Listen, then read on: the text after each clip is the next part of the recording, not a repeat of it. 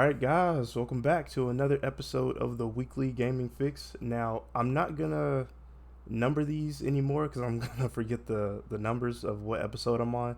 So I'm just gonna call it the Weekly Gaming Fix. No episode, no specifics at all. But there was a lot that happened in the past 2 weeks. We got showcases, we got gameplay, we got a lot of stuff. So right off the bat, I'm gonna want to talk about the Mortal Kombat one new fighting system. So for all of y'all that are Mortal Kombat fans, fighting fans, this news has already been reached out to everybody in the public.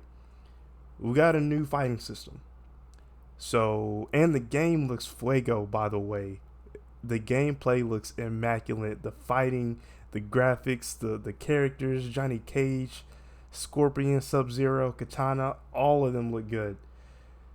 So, we got a new fighting system. It's more of a like a cameo based where people can just like pop in on the side to assist you with fighting. So what I thought it was gonna be like you could switch off characters, how like they did in the old Mortal Kombat games. I forgot which one it was in specifics, but you could have like two players and you could switch them off. But they're definitely giving me that Marvel versus Capcom type fighting feel. So, following its reveal, Mortal Kombat announces a cameo fighter system that adds partner characters that can be called upon to assist players. After weeks of teases by Mortal Kombat co-founder Ed Boon, NetherRealm Studios and Warner Bros. Games finally revealed the next game in the long-running franchise. Cool. So, and also I'm gonna put like short videos of my shorts. What I usually do is after I finish the video, I'll send clips and put it on YouTube or Instagram or whatever. But yeah, I'm really liking how these characters can pop in and out, help you with the enemy, and that's gonna be a dope concept. I love it. I have no. I'm not worried at all about this game. Like they got characters, like they got Striker, they got the OG costumes from Mortal Kombat 1. They got characters from 1, 2, and 3, like the original from the 90s. Um, so yeah, like I said before, Liu Kang just changed the whole timeline, and so now he's going back to where I don't know what's he can pull stuff from 1, 2, and 3. So you had Goro come in, like yeah, this game is gonna be good. Yeah, so it was yeah, so on paper it almost sounds like a system similar to Marvel vs. Capcom, where players can call in help from an NPC ally. So that'll be good. And also for additional news, while not officially announced, I've been looking on Twitter. Apparently, something got leaked. It's indicated that Homelander, Conan the Barbarian, and DC's Peacemaker will be joining the Mortal Kombat roster.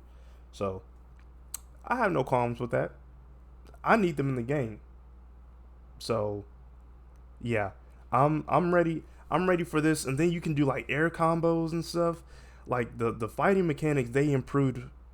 They improved so much from the last game. I didn't think they could top the last game with how the fighting mechanics were gonna be, but yeah, like they you can juggle people in the air, you can land new like the finishers, the X-rays, they upgraded and improved all of that. So September 12th, I think that's when it comes out. I am getting this game for sure, day one. I am not getting the deluxe version because that is too expensive for me. But I am going to be getting that. So y'all see me online. So for the next, let me pull up my little sticky notes. So for the next topic, we're going to go into some Summer Game Fest. So there was a lot of showcases that were being held in the last 2 weeks. We got a lot of bangers coming out next year. Xbox came out with theirs. There was a PC showcase. There was a Ubisoft showcase. There was a Capcom showcase, which was trash. And then we got some other smaller showcases. But the two big things that I saw were the Xbox and the Ubisoft. So I got the Xbox pulled up right now, and then we're gonna go to the Ubisoft right after that.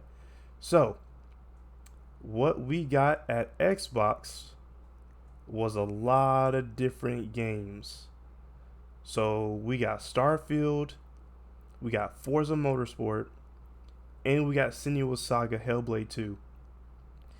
Now, not well, a while back, one of my first playthroughs was Senua's Saga, was Hellblade 1. I didn't finish it. I'm gonna go back and finish it eventually, but that was like my first video on my channel.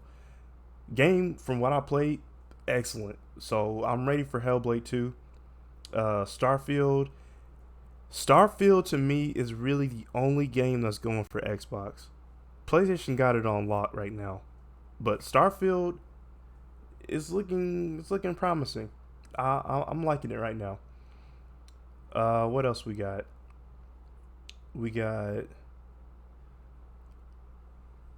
Yeah, they got a whole bunch of other indie games and whatnot. So Cyberpunk is getting a new add-on. Cyberpunk Phantom Liberty. It's got Idris Elba in it. Need I say more? I'm getting this add-on too. I've played the first Cyberpunk way when it came back in 2020. So I'm excited to see where they're going with this add-on. Keanu Reeves is still going to be in it, so that's good. So yeah, so afterward Keanu. Let me see. Okay, yeah, that's just a synopsis of his interview, whatever. But yeah, I'm definitely getting this too. High on Knife, they got a new DLC expansion for that. From what I heard, I never played High on Life, but I've seen gameplay for that. Game looks really good. It's funny. And now they got a new DLC coming out. When is the day? They don't have a date. Okay. Cool. Lies of Pi, or Pinocchio. Saw gameplay is giving me Bloodborne. This game is giving me Bloodborne. It's giving me Elden Ring. All of that. But it's like a... How do I explain it? It's like a industrialization type, like a New England Victorian era type game.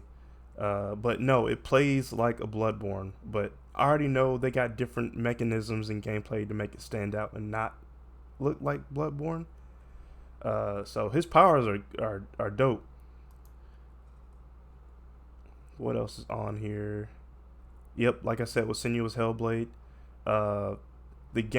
This game really stood out with how the sound was. If you have a headset, this is the game definitely to play on headset. But like I said, I still need to finish the first Hellblade, and then we'll move on to the second one. We also got gameplay of Alan Wake 2. So, really excited for Alan Wake 2. You can choose between two characters. You can choose like a black a woman named Saga, and then you can choose between Alan Wake. And it's like an over the shoulder type shooting, and it's gonna be... I already know this game is gonna be heavily based on the story, so I'm excited. I played Alan Wake 1. I'm ready for Alan Wake 2. That's all I gotta say about that. Yeah, pretty much all the other one is like mostly PC and indie games. Phasmophobia is coming out on Xbox soon, and yeah, they're making a new Fallout 76 update. Cool, but yeah, that was mostly for Xbox. Nothing really caught my eye except for like the big the big games. So, on to Ubisoft. Before we get to Star Wars, let's talk about this new Assassin's Creed that's coming out in October. Gameplay looks immaculate. Like I said in my last video, this is definitely bringing back that old feel of the OG Assassin's Creed 1, 2, and 3. I need this game. I need this game now. Like what we saw from the gameplay trailer, this is straight out of one. It's set in Middle Eastern times. Not Middle Eastern times. It's set in the Middle East. And you play, I forgot the main character's name, but when I play this game, I'm gonna have it on the Arabic settings because I like what they did with Assassin's Creed games. You can choose the native language or you can choose the English version. I'm gonna choose the native language because I want that full experience of this type of Assassin's Creed game. So let's see. Okay, so Assassin's Creed Mirage launches on October 12th for Xbox Series X, Xbox One, PS5, PS4, and PC. The story is set in 9th century Baghdad and centers on the young version of Assassin's Creed Valhalla's Basim, a common thief haunted by visions. Basim starts a journey to become a master assassin mentored by hidden ones Fulad and Roshan. In homage to the first Assassin's Creed, like I said before, Mirage emphasizes stealth gameplay with classic tools like throwing knives and smoke bombs, as well as new abilities like Assassin's Focus, which lets Basim take down multiple targets in rapid succession. So, they got elements from the newer versions of Assassin's Creed, and they got elements from the first couple ones. So, I'm definitely excited for what this game is going to bring. They're bringing back stealth. Stealth. That's all I need from this game. That's all I need. And from what I saw, from what we saw, I think they did it right. I just hope what they did with Valhalla and Odyssey, I don't want them to do that. Because that game was way too long, like 100 plus hours. I want a decent sized length game with a good story. That's it. With OG Assassin's Creed mechanics. That's all I want. That's a good Assassin's Creed in my book. With stealth. Highlight stealth. Need I say more? Can't say it enough. So, the biggest news we got in the last 2 weeks. We are getting we are getting a open world Star Wars game. This has never been done. There's a million things they can do right with this game and a million things they can do wrong. Like I am excited, but on the other hand, I am very scared. So what they gave us a 10-minute trailer, a gameplay trailer, and this game looks amazing. Like they got elements of stealth, exploration. The story is going to be crazy. So let's read a little bit of this this synopsis. So, Star Wars Outlaws gameplay debuted during Ubisoft Forward, giving us a brand new look at cunning scoundrel Kay Vess and her companion Nyx. So Kay Vess is the character right here, and Nyx is this little creature. The two must infiltrate a secret location, use stealth, fight with a blaster, and steal valuable goods. Once you watch the action play out, watch our gameplay. Okay. Dope. So we don't have a good release. We don't have a specific release date, but it is coming out 2024 for Xbox, PS5, and PC. So this is gonna be strictly for the new gen consoles and PC, but I count that as a new gen. Strictly for that, because from what we've seen from this trailer, this is not gonna be on PS4. Your PS4 will blow up, especially if you have the OG regular one. But yeah, like the stealth is dope. Um, the graphics look amazing. The little creature right here, Nyx, he can help us out with like the landscape of how we choose to go about like trying to um, fight the enemies off or whatever.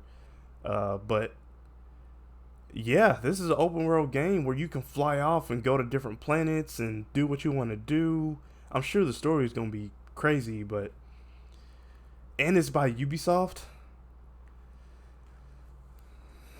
So, like, like I said before, there's so many ways they can make this game right, but there's a lot of stuff this game can just kind of like bomb.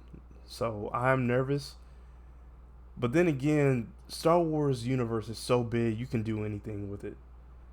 So yeah, long time coming, I guess. I'm excited for it. I'm gonna get it regardless. See how it is because I'm a Star Wars fan. But yeah, this is gonna be the first ever open world Star Wars game. Whew. Yeah, that is big, especially for Ubisoft's plate. But we'll see what happens. All right, what else we got? What else? Not much going on. Okay, so last but not least, I'm trying to get let go of this. All right. Anyway, so we have Final Fantasy 16 coming out Friday, I believe, this Friday. Now I played the demo. Demo is great. It is fun. It gives you it's a 2 hour demo, so it's pretty lengthy. It shows you combat story wise. I've heard from Twitter that it is going to be 11 hours of story cutscenes. So sit back, relax, because this game is going to be lengthy. I think it's going to be like 35 to 45 hour game.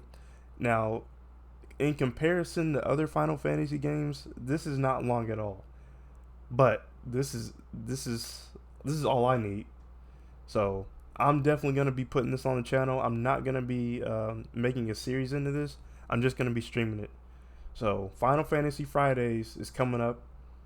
But in this article, we have Devil May Cry designer says Final Fantasy 16 is his personal masterpiece.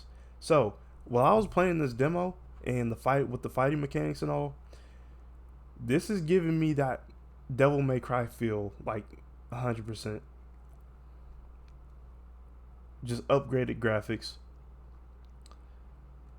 So yeah, veteran developer who worked on Devil May Cry 5 said during a recent live stream that the team put a priority on designing this game's battle system to appeal to those who previously have not played or are not well versed in action games. He concluded by saying, "I hope that those who have never played an action game before can go and try out Final Fantasy 16. I hope this game will give you a chance to experience the lore that an action game can bring." So, not so much strictly RPG, but this is action RPG. There's a difference between the two. And from what I played, the action is going to be on point. Like, I don't want to spoil anything, but there's some this character right here, it plays like a Devil May Cry, but when you turn into this big giant dragon monster and you fight off bigger bosses like God of War type level bosses, yeah, it's gonna be intense. So I am ready. So I already have it downloaded, and I will be streaming this on Friday nights. But yeah, I know I went way over, but there was a lot that happened. So SummerFest is over. We got game trailers, we got game reveals, game titles coming out for later this year, later next year. We got Final Fantasy 16 coming out this Friday. If y'all are Final Fantasy fans, I know y'all are gonna get this. But yeah, the biggest news for me was the Star Wars open world game, and on second was the Mortal Kombat. But yeah, Hope y'all enjoyed this video. And like I said, I will chop this up into clips and put it on my stories for shorts or reels or whatever. And I will see y'all in the next video. Deuces.